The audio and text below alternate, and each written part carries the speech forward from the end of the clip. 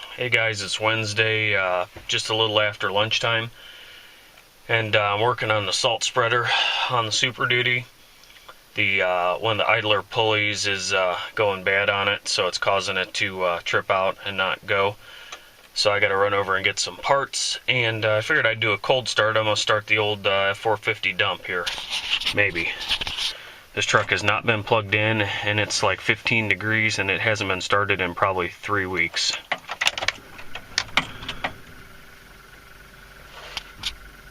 So we'll wait for the do not start me yet light to go out. Let's see what happens. I doubt it's going to fire.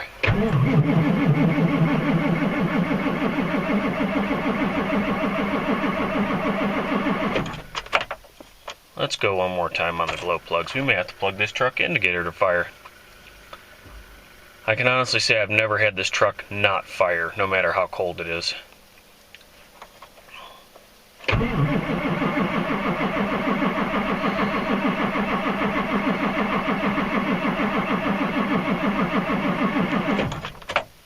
We got smoke, but we got no fire.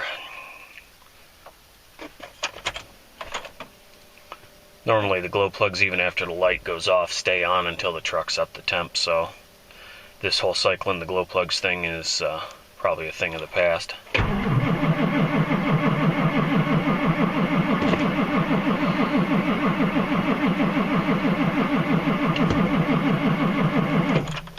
I guess we'll have to plug this one in.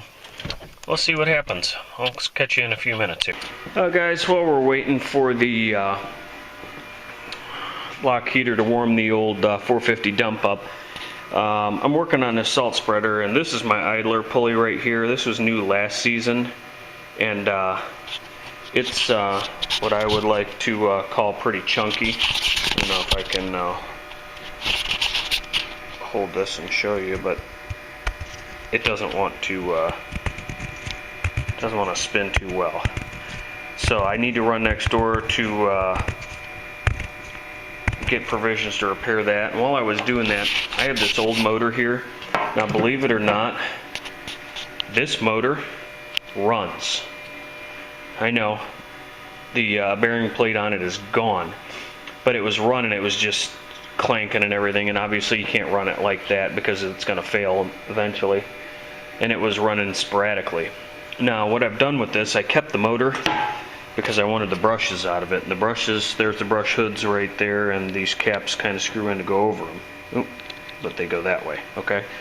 Now, what I ran into with this other motor didn't seem to have a lot of power, and I think I may have narrowed it down. You can hear a faint buzz and a rattle in the background. We've got the battery charger running this motor at a medium speed here, and grab these two brushes here. Now basically, that is where the power comes from to spin the commutator and the armature of the motor. Now what was happening, let me get down, I'll get in a little bit better light. I'm actually letting this motor break in a little bit. So what I think happened is they don't break these motors in, and I was getting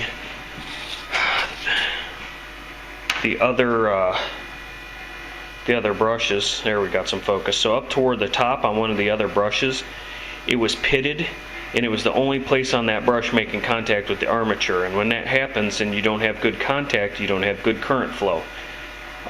So it had pitted up the armature a little bit on the top, or left some black streaks on it, and it wasn't broken in. I'm getting some better light. This is obnoxious. I'm gonna wipe the lens off too, why not? But these are off the old motor, and they're actually in pretty good shape.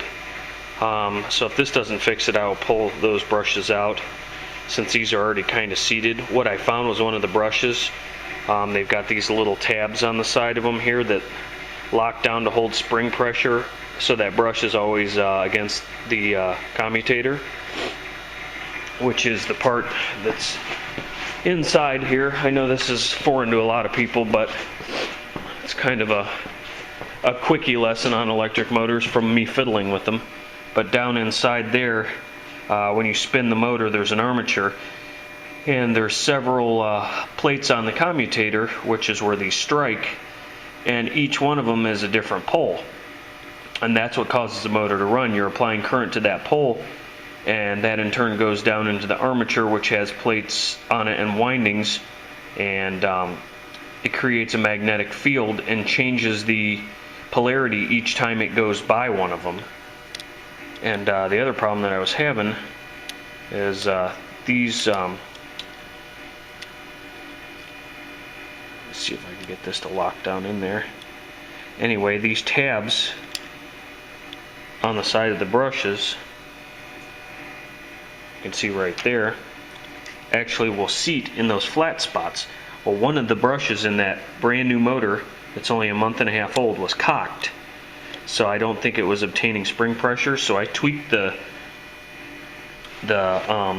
little wings on the side so it was a little fatter in there, and I got it to seat down in there snug, because this in turn with this cap holding pressure against it is the only thing that holds pressure on that spring in there, so that this in turn will always be pressed up against the commutator.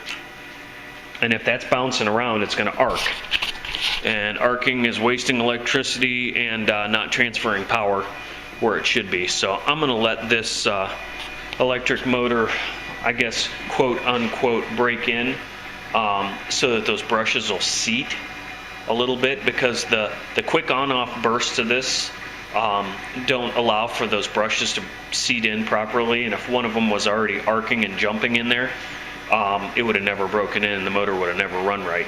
So I'm trying to avoid a 30 mile or 25 mile each way trip to exchange this motor, even though they'd probably give me a new one. I'm going to see if this fixes it first. I'm not busy today. We still haven't got our snow. We got that little bit yesterday morning and I had to fight this spreader.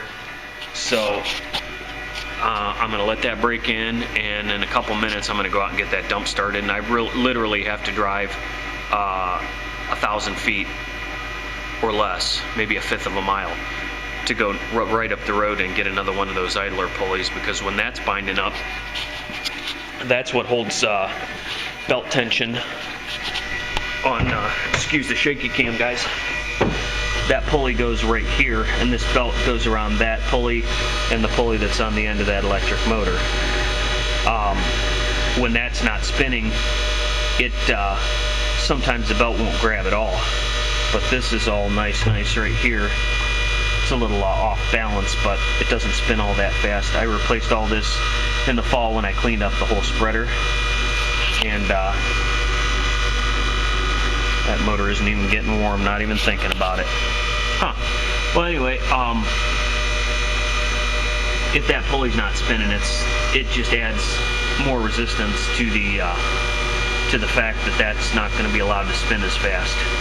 So you have to compensate it with voltage, and when you're compensating it with voltage, you're causing heat, and again, those brushes weren't seated right. So that all being said, I believe that is the problem that we were facing with that. So, alright, I'll come back and we'll talk in a little bit. Alright, so I got a half an hour with this thing plugged in. We'll see what happens.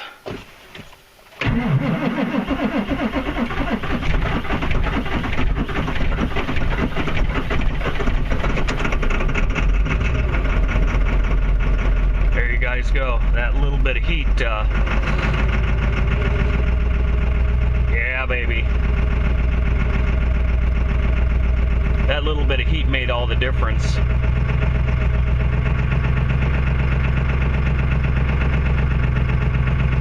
She's gonna run rough and rattle for a couple minutes here, but I'll show you the unburnt fuel coming out of this thing.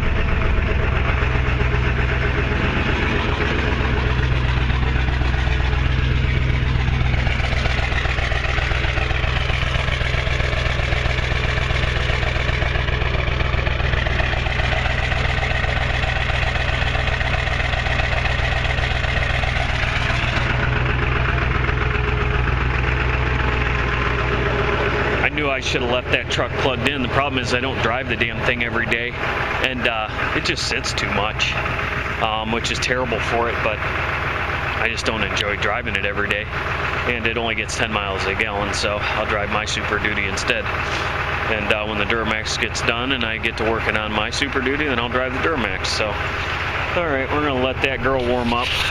Poor thing. We'll let her warm up, and then I'll go get the parts, and we'll do a test on that salt spreader when I get it back together. All right, guys, I'm still waiting for that dump truck to warm up.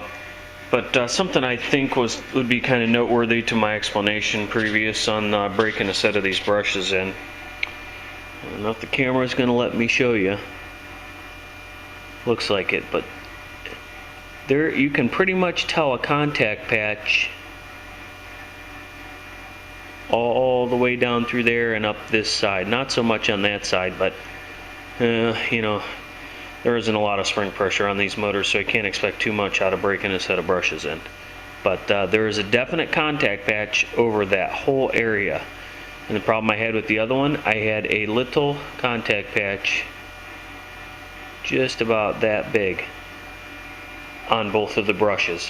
So right there tells me that they were not broken in at the factory, or the spring was messed up. So just wanted to show that and maybe clear up any questions. Again, I'm not an electrician. I don't work on DC motors every day, but I played with electric DC powered radio controlled cars for 25 years, and I know maybe one or two things about how brushes operate in an electric motor. Now they have the brushless style motors, but you need some sort of contact patch between that and that brush and the armature, or commutator, excuse me, so that you can transfer juice. If you're only transferring juice over this much of it instead of the whole face of that, you're not doing so well. Not very efficient. Alright, well, that dump truck's warming up. I still got that, you can hear it in the background. Still got that motor breaking in a little bit more. I'm going to let that run for about half an hour. Usually it doesn't take quite so long, but that doesn't have a lot of spring pressure, so I'm going to let it run for a while. So I will turn you guys back on when I get this back together later. Well, it appears that it's working again. It seems a little slow, but I could have a weak battery on the truck too that's causing that problem. But we'll find out once I try and start it in the cold, because I was tapping on the back of that motor there with a plastic handle with a screwdriver to get it to start the other day, but could have been just too much load on it from the bearings in that other and that idler being bad. So alright guys, I'll upload this for you, give you a little something to watch today. Not much else going on, so I hope everybody's staying warm. We'll catch you.